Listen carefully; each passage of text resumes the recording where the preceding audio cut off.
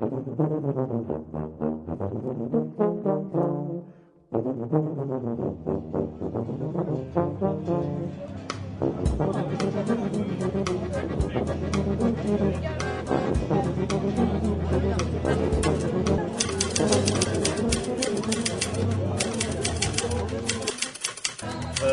que le club commence à avoir de plus en plus de ce qu'on appelle chez nous les masters, d'adultes qui nagent. Les adultes ont repris la natation, ce qui nous fait déjà beaucoup plaisir. Mais on voudrait beaucoup plus de petits jeunes. Vous n'avez pas un Manadou, mais vous avez... On a un Yannick Cheminat, vice-président du club et peut-être bientôt champion du monde, on l'espère. Merci. Champion du monde.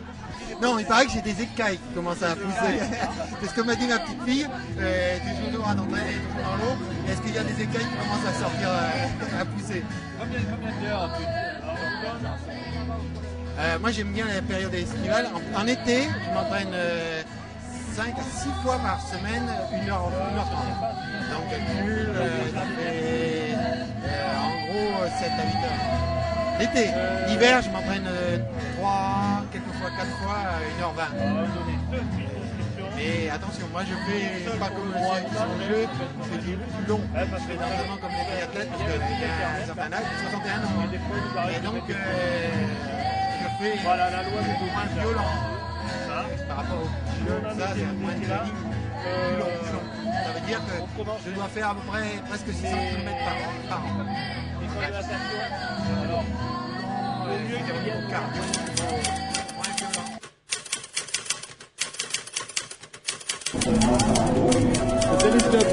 Vous avez combien d'adhérents? On a 150 adhérents. Pardon? 150. Et vous avez combien de terrains? On a 3 terrains. 3 terrains, 150 adhérents. On a 82 enfants et 68 adultes. Et vous avez combien de tsonga? 2. De tsonga? Bah, on en a qu'un, c'est trop bas.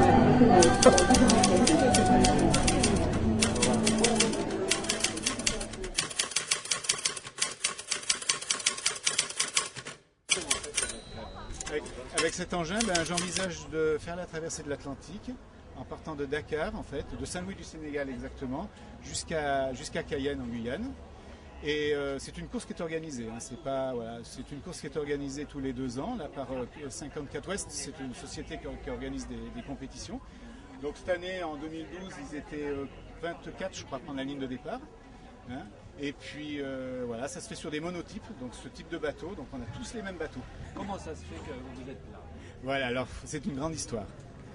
C'est une grande histoire qui a commencé, on va dire, en 2004, où j'ai traversé l'Atlantique sur Penwick 6, donc un des bateaux de Tabarly, à la voile, donc c'était pas pareil, hein, et comme équipier. Et puis à mon retour, bon, c'est vrai que ce genre d'expérience, ça laisse des traces. Hein. Et quand je suis revenu, j'ai dit à ma femme, il faut que je refasse une traversée de l'Atlantique. Et à ce moment-là, ils organisaient cette course. Et en 2005, je suis monté à la Trinité-sur-Mer en Bretagne faire des essais du prototype. Et quand je suis revenu, j'ai dit bon, c'est bon, faut que je le fasse, faut que je trouve des sponsors parce que ça demande des sous. Il faut que je le fasse. Et j'ai dit je vais pas faire celle de 2006 parce que c'est trop proche. Je vais voir pour celle de 2009. C'était tous les 3 ans à ce moment-là. Maintenant, c'est tous les 2 ans. Et puis, entre-temps, je me manque de peau, j'ai ma femme qui est tombée malade, qui s'est fait un cancer et j'ai fait une autre traversée avec elle. Pendant 4 ans, on a galéré et malheureusement, l'année dernière, elle est décédée.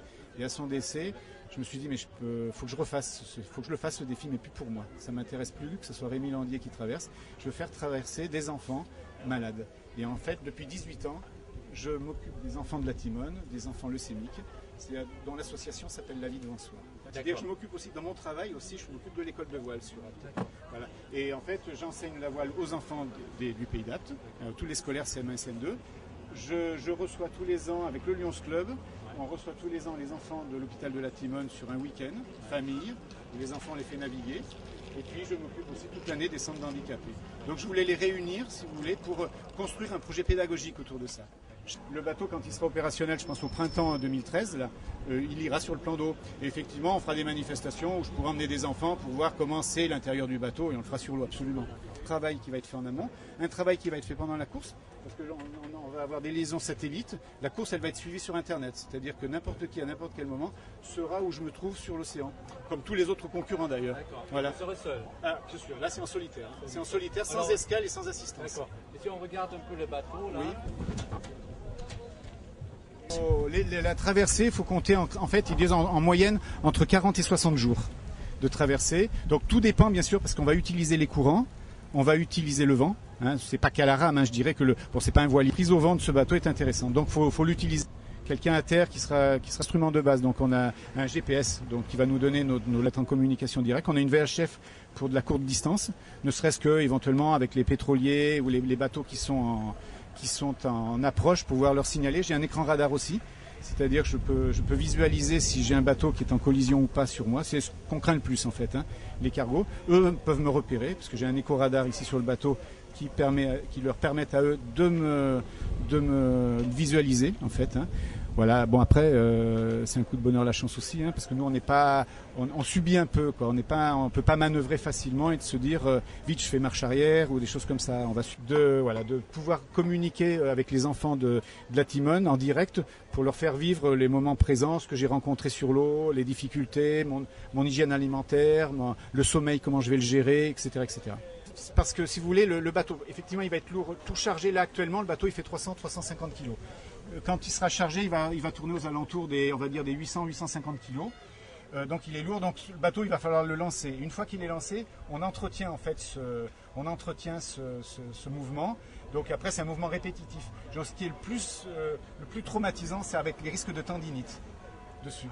Donc je vais faire en fait ma préparation, elle va commencer la semaine prochaine à Marseille avec la SPTT du club de Marseille, où je vais naviguer sur leurs avirons à eux, donc des avirons.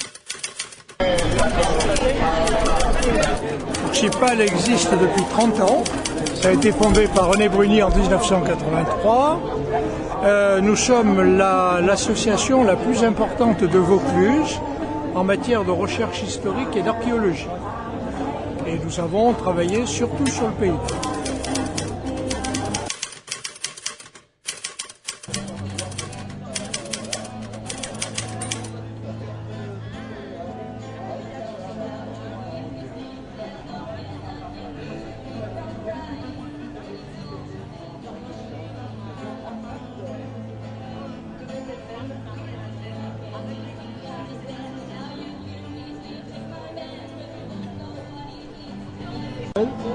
Justement, je fais des analyses des parties pour voir les ouvertures, essayer de trouver le meilleur coup possible. C'est le club d'échecs? Ouais, Dapt. En effet, je joue pas. Je joue pas seul. Je travaille l'ouverture. D'accord. C'est pas un jeu. Et voilà, je fais des tests pour voir qu'est-ce que ça peut donner, qu'est-ce que l'adversaire peut faire si moi je rate un coup, je joue pas un coup correctement. Vous avez combien de joueurs actifs? À Apt, on est 18. 18 joueurs. 18. Et vous faites des matchs réguliers contre des championnats, des compétitions et tout. Malheureusement, le club d'Apt n'est pas très connu. Et on a un problème, c'est que les joueurs qui existent, c'est que des joueurs qui ont un certain âge, donc c'est des joueurs qui ont la licence depuis très longtemps. On essaie de sensibiliser les jeunes artisans pour avoir des licences et au moins découvrir le jeu des jeux. Merci. Merci.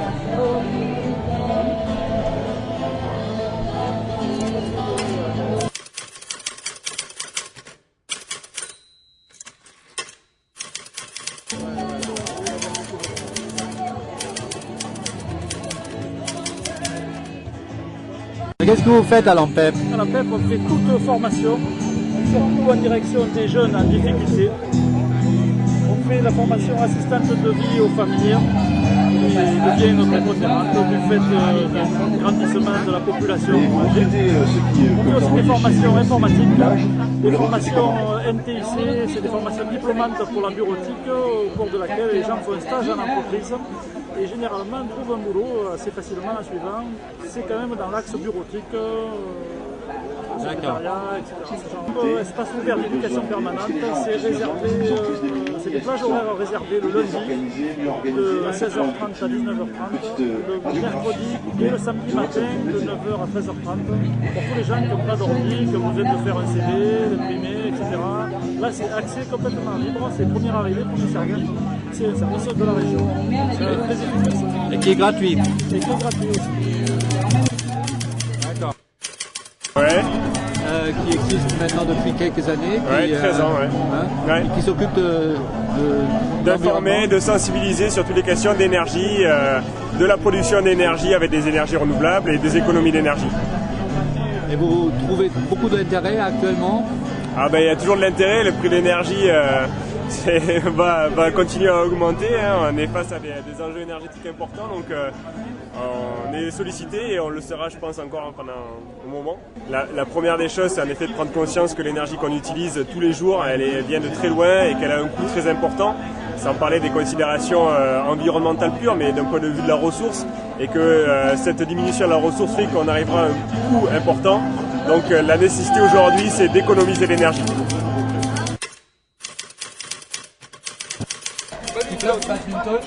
Et vous cherchez une fille, c'est ça? Oui, on cherche des filles. Des filles. On manque de filles au club de vétérans.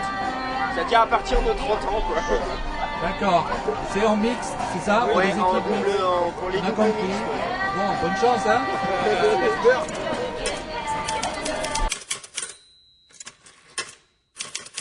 Depuis l'année dernière, on s'est axé sur les tout petits, puisqu'on a monté un projet avec Audrey qui est à destination des crèches. Et là, cette année, on l'a déjà fait l'année dernière, mais on reconduit une action qui s'appelle Avoir et à faire. C'est en partenariat avec le cinéma et la médiathèque d'Apt. Ce sont des ateliers ciné-goûtés, donc une programmation qui est faite à l'année, un petit court-métrage à partir de 4 ans. Donc on vient, on regarde le film, ensuite il y a un goûter, et ensuite il y a un atelier d'art plastique qui découvre les techniques utilisées par le réalisateur lors de son petit film. Voilà. Donc là c'est très limité parce qu'il n'y a pas beaucoup de nombre d'enfants, beaucoup de, je dirais, 10-15 enfants maximum. S'inscrire à Zoumaï, le mail et le numéro de téléphone sont là, sinon on va demander les renseignements directement à Simon Molina. Voilà, oui, vous pouvez venir à Victoria.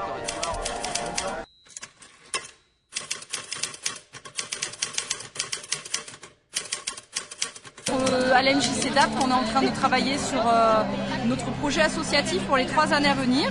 Donc on est en train de faire actuellement une évaluation pour interroger, je vous en parle quand même parce que je pense que c'est important, les adhérents, les animateurs, le personnel permanent, toutes les personnes qui fréquentent en fait la MJC d'une façon ou d'une autre à un poste différent, de voir qu'est-ce qu'a représenté pour eux la MJC jusqu'à aujourd'hui et qu'est-ce qu'ils ont envie, quelles sont les orientations qu'ils aimeraient voir, qu'ils aimeraient suivre et les choses qu'ils aimeraient développer pour les 3 années à venir. Voilà, donc on travaille là-dessus. On est déjà sur des pistes de projets sur lesquels on est en train de travailler depuis un certain temps.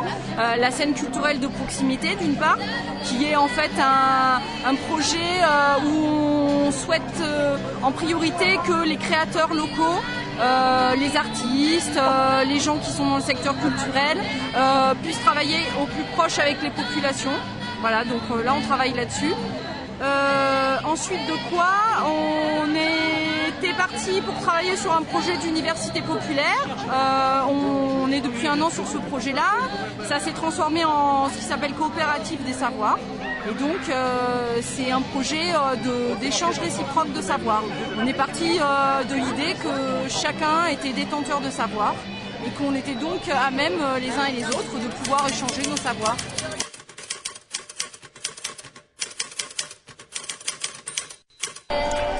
Des jeunes qui ont envie de faire, qui ont envie de créer, qui ont envie d'aller à la rencontre des quartiers, qui sont remarquables.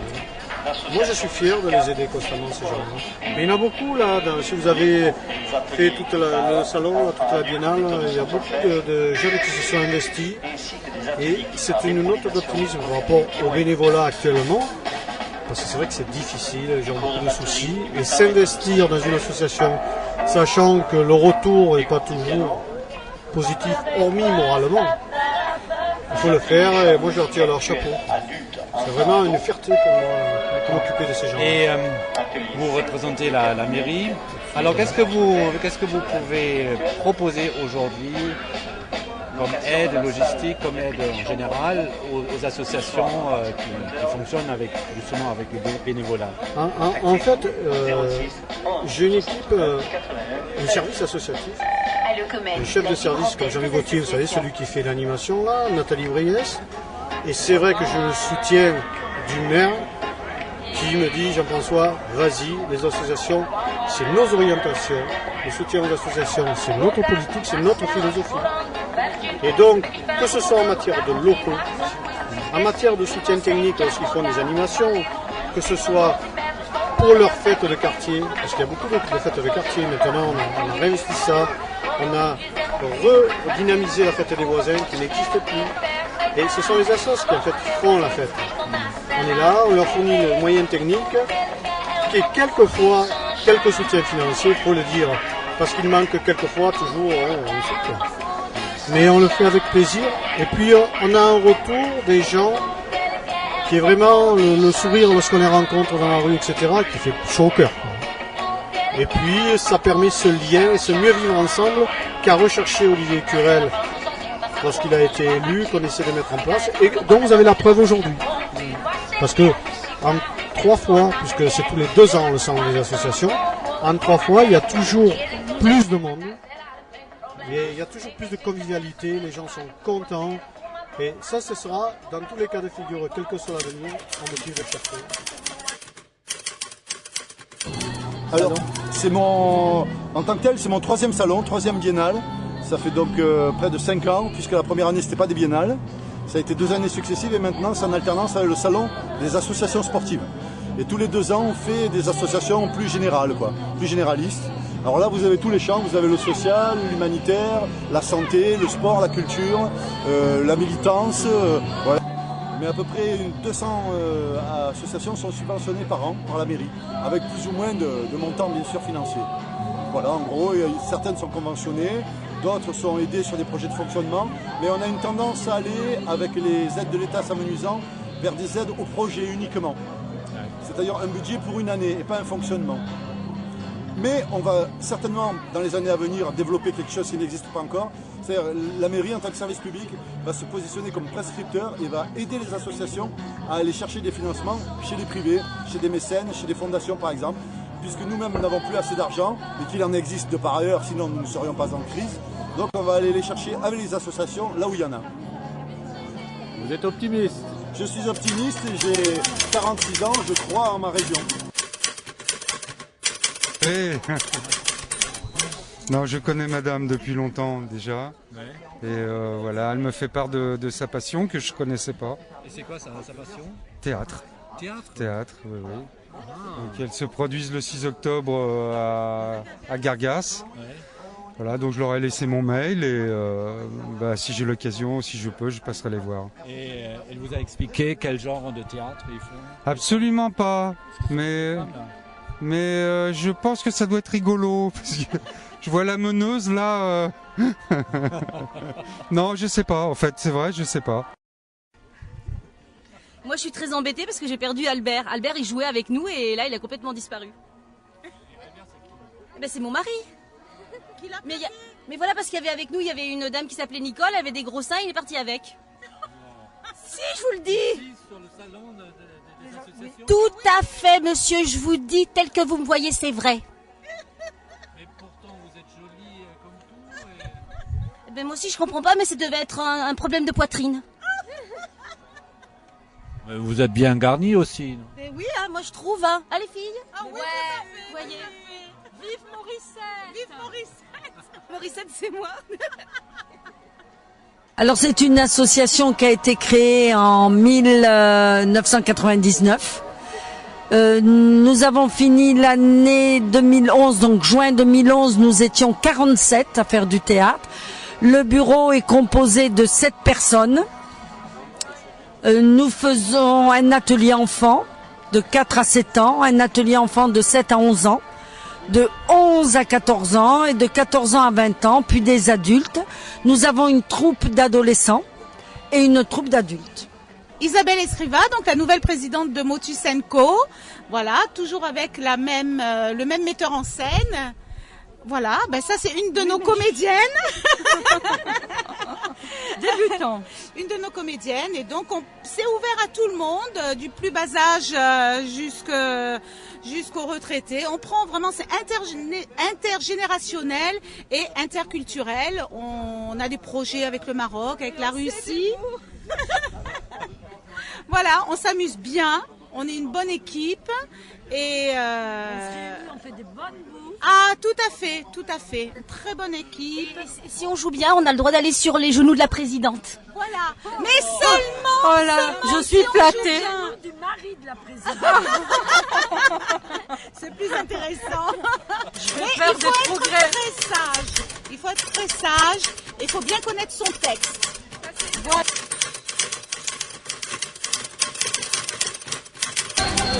Disons que depuis quelques années, on est plus axé sur le domaine de la petite enfance. Donc c'est un programme qui va s'achever dans les années qui viennent, mais on est encore dessus. Donc ce programme est venu du fait qu'au Sénégal, il n'y a pas de structure d'accueil pour la petite enfance. C'est-à-dire pour les enfants qui ne sont pas scolarisables, donc moins de 6 ans. Le Sénégal étant gagné par le modernisme comme en Europe, les femmes chargent de travail, travaillent. Et de ce fait, on a besoin de structures pour la garde des enfants. Donc il se trouve qu'il y a plein d'enfants qui sont pas encore à l'école, trop petits, et qui sont dehors. Donc on a commencé à mettre en place des structures avec l'aide du gouvernement sénégalais. Oui. Donc en janvier 2013, justement, on organise un voyage sur Bakel, et à laquelle on essaie de convier un maximum de personnes. Parce qu'on ne pourra pas faire l'anniversaire sur Apt, financièrement c'est beaucoup trop cher, donc on va le faire sur Bakel. Donc on invite les gens qui veulent participer à ce voyage à se faire connaître auprès du comité de jumelage. Sinon le bilan c'est que le comité fonctionne depuis 40 ans, avec des hauts, avec des bas, des petites périodes de sommeil, mais dans l'ensemble il y a toujours des actions en cours et qu'on espère qu'ils vont perdurer encore longtemps. Du moins tant qu'ils auront besoin de nous. On en est encore loin du moment où ils n'auront plus besoin de nous. Voilà.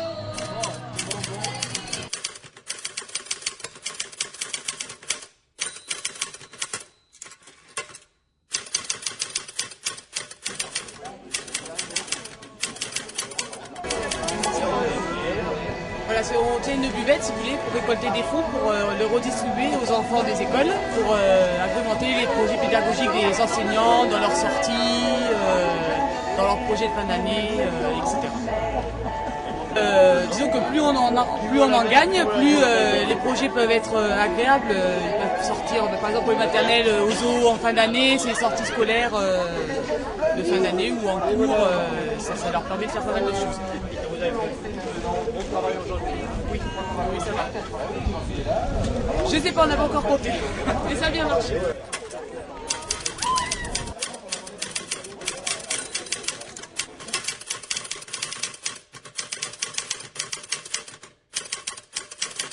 La coqueluche de la ville d'Apt, avec le festival de guitare du pays d'Apt, du 17 au 18 août.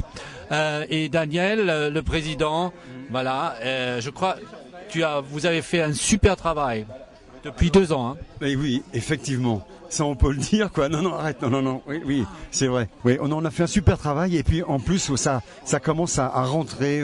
On sent le soutien. C'est une chose qui prend son envol maintenant. Et je sens que l'année prochaine, quand on va le reconduire, ça va être un vrai tabac, quoi. Ça va faire un truc formidable. Et ça va devenir un événement incontournable. Non, ça, je peux le dire. Bon.